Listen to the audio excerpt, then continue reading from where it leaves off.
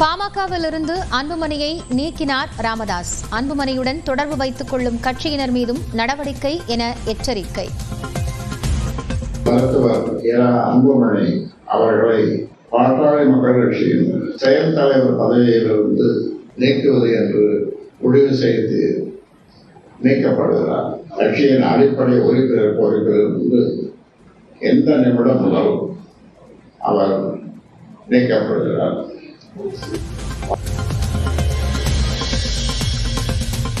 புதிய கட்சியை அன்புமணி தொடங்கிக் கொள்ளலாம் என ராமதாஸ் கருத்து. தன்னால் தொடங்கப்பட்ட கட்சியை யாரும் உரிமை கொண்டாட முடியாது என்றும் திட்டவட்டம். நீக்கப்பட்ட சிறிது நேரத்தில் பாமக தலைவர் என்ற பெயரில் அன்புமணி அறிக்கை. கடலூரில் நிகழ்ச்சியை ஒத்திவைத்துவிட்டு அவசர ஆலோசனை. பாமகவில் இருந்து அன்புமணியை நீக்குவதாக ராமதாஸ் அறிவித்தது செல்லாது என வழக்கறிஞர் பாலு கருத்து. நிறுவனரான ராமதாஸுக்கு கட்சியில் நிர்வாக முடிவுகள் எடுக்கும் அதிகாரம் இல்லை எனவும் பேட்டி.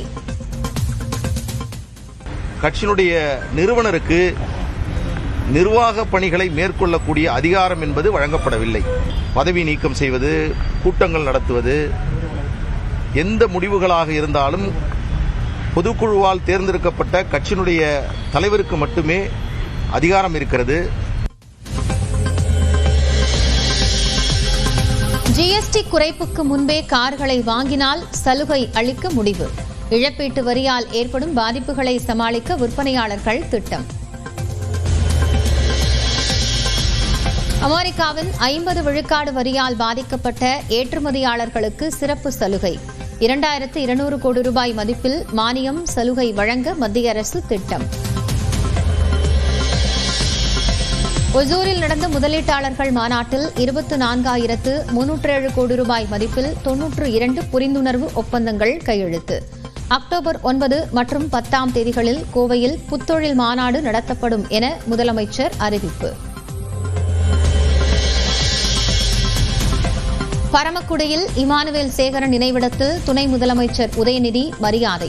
உருவப்படத்திற்கு மரியாதை செலுத்திய எடப்பாடி பழனிசாமி. வரும் ஞாயிற்றுக்கிழமை தமிழ்நாடு வருகிறார் மத்திய நிதியமைச்சர் நிர்மலா சீதாராமன். பாஜக நிர்வாகிகளுடன் ஆலோசனை நடத்துவார் என தகவல்.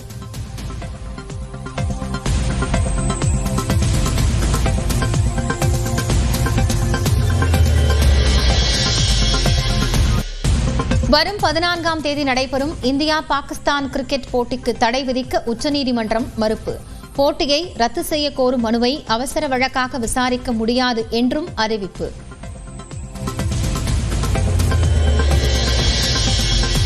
பொதுச் செயலாளராக எடப்பாடி பழனிசாமி இருக்கும் வரை அதிமுகவால் ஆட்சிக்கு வர முடியாது. செங்கோட்டையனின் முயற்சியும் பலன் தராது என்றும் டிடிவி தினகரன் திட்டவட்டம். பழனிசாமி அதிமுக பொதுச் செயலாளர் இருக்கிற வரை அம்மாவின் தொண்டர்களுக்கு வெற்றி என்பது அது எட்டாக்கனியாகத்தான் இருக்கு.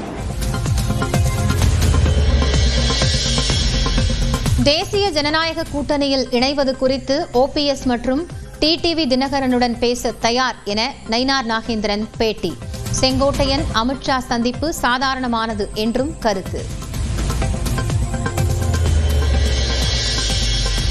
மார்ச்சில் நடந்த சிவகாசி மாமன்ற கூட்டத்தில் பெண் கவுன்சிலர்கள் மீது மேஜையை தள்ளிவிட்டு தகராறு. திமுக மற்றும் அதிமுகவைச் சேர்ந்த 3 கவுன்சிலர்கள் மேல் பெண் வன்கொடுமை தடுப்புச் சட்டத்தின் கீழ் வழக்கு.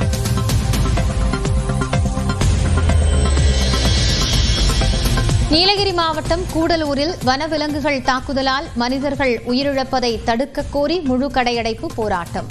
வெறிச்சோடி காணப்படும் பிரதான சாலைகள். பாமகவிலிருந்து அன்புமணியை நீக்கினார் ராமதாஸ். அன்புமணியுடன் தொடர்பு வைத்துக் கொள்ளும் கட்சியினர் மீதும் நடவடிக்கை என எச்சரிக்கை. மருத்துவர் அன்புமணி அவர்களை பாட்டாளி மக்கள் கட்சியின் செயல் தலைவர் பதவியிலிருந்து நீக்குவது என்று முடிவு செய்து நீக்கப்படுகிறார். கட்சியின் அடிப்படை உறுப்பினர் பொறுப்பிலிருந்து எந்த நிமிடம் முதல் அவர் நீக்கப்படுகிறார்.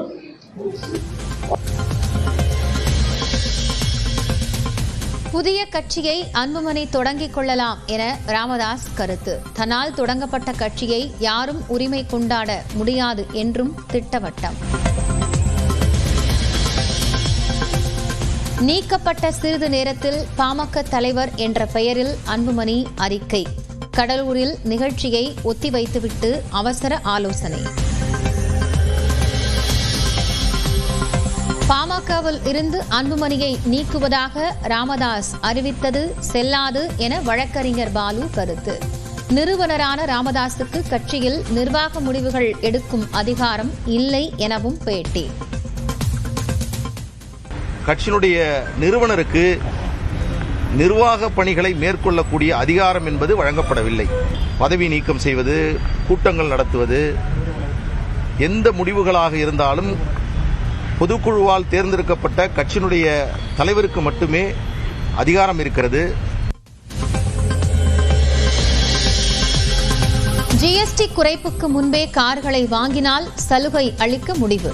இழப்பீட்டு வரியால் ஏற்படும் பாதிப்புகளை சமாளிக்க விற்பனையாளர்கள் திட்டம். அமெரிக்காவின் 50 விழுக்காடு வரியால் பாதிக்கப்பட்ட ஏற்றுமதியாளர்களுக்கு சிறப்பு சலுகை. 2200 கோடி ரூபாய் மதிப்பில் மானியம் சலுகை வழங்க மத்திய அரசு திட்டம்.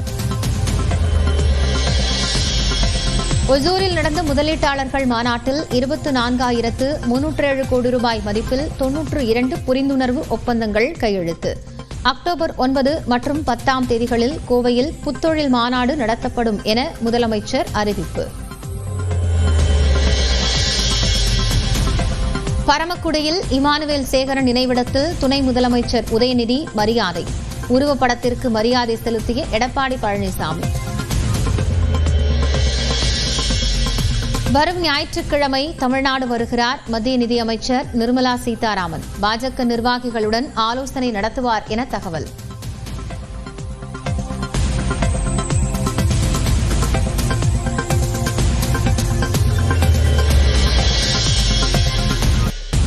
வரும் 14ஆம் தேதி நடைபெறும் இந்தியா பாகிஸ்தான் கிரிக்கெட் போட்டிக்கு தடை விதிக்க உச்சநீதிமன்றம் மறுப்பு.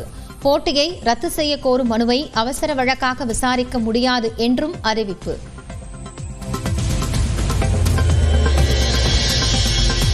பொதுச் செயலாளராக எடப்பாடி பழனிசாமி இருக்கும் வரை அதிமுகவால் ஆட்சிக்கு வர முடியாது. செங்கோட்டையனின் முயற்சியும் பலன் தராது என்றும் டிடிவி தினகரன் திட்டவட்டம். பழனிசாமி அதிமுக பொதுச் செயலாளர் இருக்கிற வரை அம்மாவின் தொண்டர்களுக்கு வெற்றி என்பது அது எட்டாக்கனியாகத்தான் இருக்கு. தேசிய ஜனநாயக கூட்டணியில் இணைவது குறித்து ஓபிஎஸ் மற்றும் டிடிவி தினகரனுடன் பேச தயார் என நயினார் நாகேந்திரன் பேட்டி. செங்கோட்டையன் அமித்ஷா சந்திப்பு சாதாரணமானது என்றும் கருத்து. மார்ச்சில் நடந்த சிவகாசி மாமன்ற கூட்டத்தில் பெண் கவுன்சிலர்கள் மீது மேஜையை தள்ளிவிட்டு தகராறு. திமுக மற்றும் அதிமுகவைச் சேர்ந்த 3 கவுன்சிலர்கள் மேல் பெண் வன்கொடுமை தடுப்புச் சட்டத்தின் கீழ் வழக்கு.